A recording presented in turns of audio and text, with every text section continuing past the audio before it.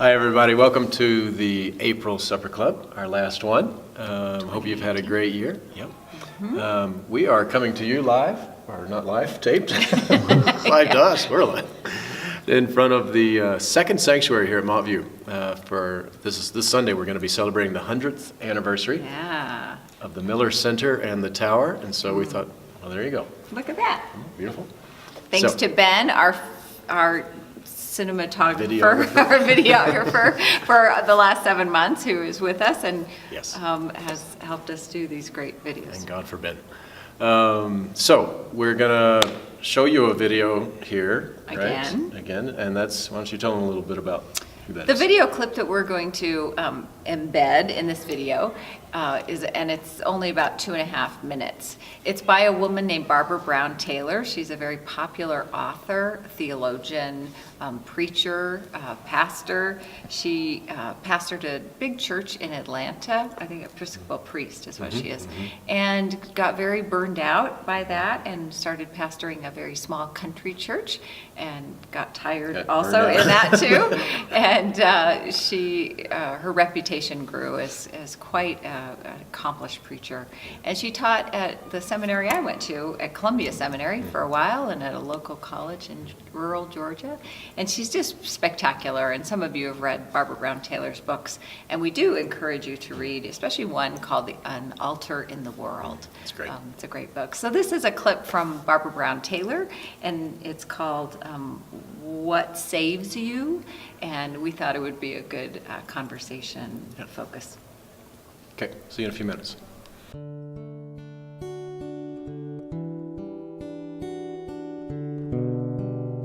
What does fire you up? What makes your soul sing? Sing? You know, it's the most ordinary stuff in the world, because you asked me something like, what's saving my life now? And I sort of ended up with good friends, good food, good work, and good health.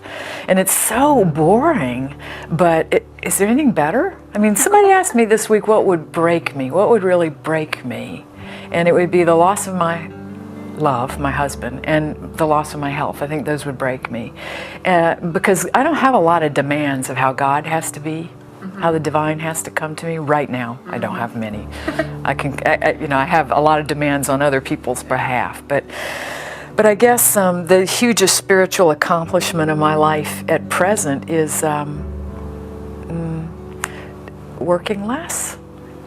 Maybe not quite buying the definitions of success that I've been handed, sounding more boring, less inspired, being less of a hero. Somebody said the other day something like, well, I knew you when, you've backed off and you're not doing so much now, but I knew you when you were somebody.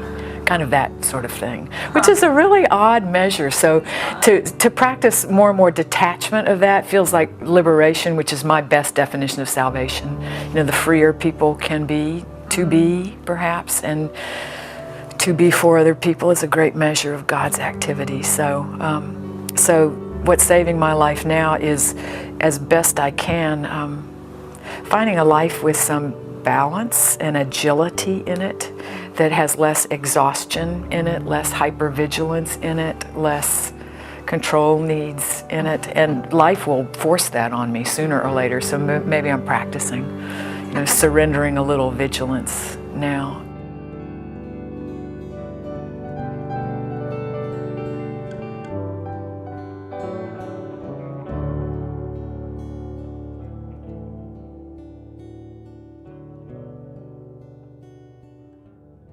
Welcome back.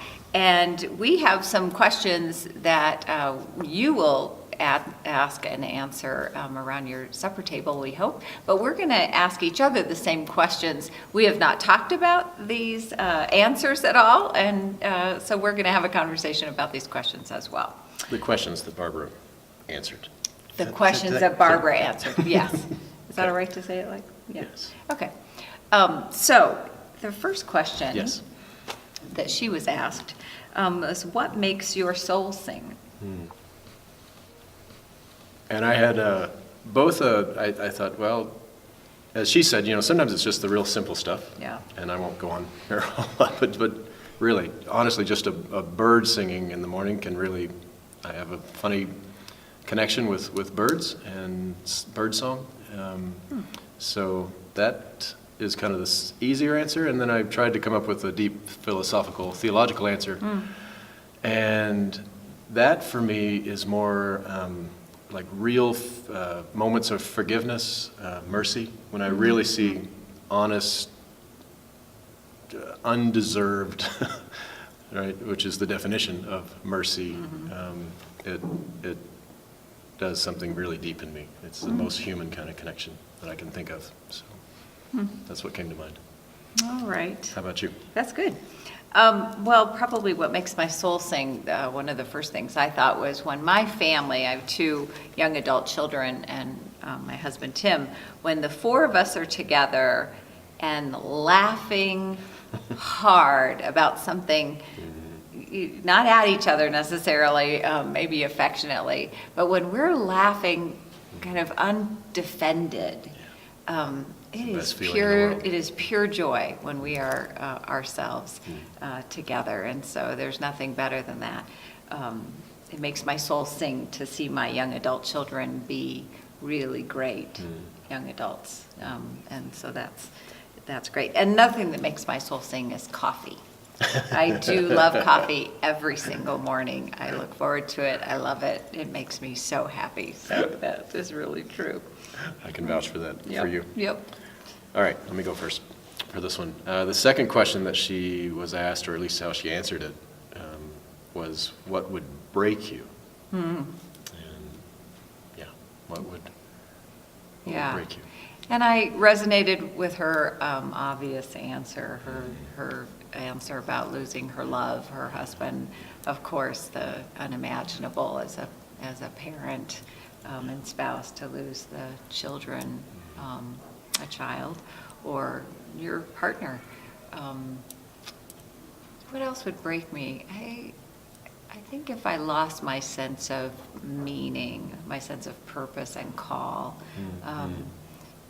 yeah, my sense of call as a minister, I think if I really lost track of that, that would be, I'd be in a real wilderness experience, so. How about you? Well, maybe that's related a little bit. I thought it's not so much a future-oriented, but what does break me is when I see real cruelty in the world. I mean, real cruelty. Yeah. And it's probably a better way to say it is that it doesn't break, but it strains my sense of call, my sense of God, my sense of all those of that this is all, it strains my theology, and it's scary, it hurts, so that was the closest to breaking that I could think of. Very good. Okay, you go. The question, what demands might you have on God at this point in your life? I think it's related to the cruelty maybe in some ways, but we say, who said that the world is fair. I'm not at peace with that at some level with God, that it's clearly not fair, but I'm not okay with it. And so I can feel, not so much intellectually, but viscerally, I'm still demanding that. Yeah. And I'm still mad that it's not. I'm not at peace with it. So that's where I went. How about you? Yeah, well, the same kind of thing, what demands might I have on God? It really is, the deepest pain for me is to see children suffer. I don't get it. I mean, obviously I don't get it, but especially cruelty toward children. And there's so much suffering against children in this world, and that's probably what breaks me, and I feel like there is a demand on God, and I think God feels the same way and demands of us to turn that table and say, we think it's theodicy. I think God says it's a humanity crisis in humanity. What is wrong with you all that you let that happen? So that's it. Yeah. Good. What is your current spiritual work about? I think where I went with that question was around some things that have disappointed me and how certain places in my life that haven't turned out the way that I had, whatever I had as the plan and the path when I was younger. And so it's my spiritual work now to have a different approach to things that haven't worked out the way I thought they would work out. Whether it's, I don't want to be too specific, but certain things around parenting and kids or cancer with Laura, they've been a real challenge for me. So that's my work these days is to hold the world and hold my life differently, to let some things go. And to accept it as it is. Yeah. Like, this is it. Yeah. And there's, in some ways, not to put words in No, your mouth, yeah. but the negotiating of midlife Yeah. is being in that dark wood and saying, so this is my life. Right. Okay. Yeah. And now this is my life, and now I have to make sense of That's right. what it Well, and is. the series we're doing on the Psalms with the orientation, Yes, disorientation, yes, yeah. As you can probably tell, I think we're probably all living that in some ways, but I can identify with some of that disorientation, and Disorientation. it's been a really good series for me to sit Yeah. with that and Yeah. to hope for new orientation, but to really, in some ways, not see it. It's not, Yeah. and we as pastors are always, it's almost as if we're expected to always be in that new orientation space where we really do understand it all works out and it's all okay. Yeah, right. And we have our own lives, and they don't feel like they're necessarily going to work out Yeah. in the way, at least the way we are holding on to them. Yeah. So, Yeah, that's good. how about you? My current spiritual work, I think it probably is similarly just receiving what has happened in my life and the kind of life I have, and being a little further along than midlife. The pain that has taken place in my life has made me who I am. I think there's a reconciliation that maybe is going on, that what has happened to me, for me, with me, against me, is all part of my story. It's my story, and allowing that to be be teachers Yeah. in my life. So I think there is a reconciliation going on, and a maybe being a self-awareness and gentle. I do believe it theologically that I've heard it said is, can you approach things as if everything is for you, everything that's coming into your life, as awful as some of the things feel Yeah. like, is really is for you, because it's going to break you open, it's going to teach you things. I believe it. I just, Not that's in it, that it's right, not the same as right. living it Right. in the moment, and Yeah. that's the challenge. Yeah. And as pastors, we can't say that to parishioners who are in the middle of crisis and suffering. It's not our place to say, this is your teacher. You're going to be so much It's going to be more great. amazing spiritually because of this. Right, no. But how do we walk with each other in suffering? Yeah, it's real. That part is real Yeah, too. Yeah, and the joy, both of those, Right. to celebrate. This is such a funny question, but I kind of liked it. What do you consider your spiritual successes? Yeah, I had trouble with that one. That was the most challenging. And I landed on, I think I've taken some strides, and I'm still working on realizing that I'm not special.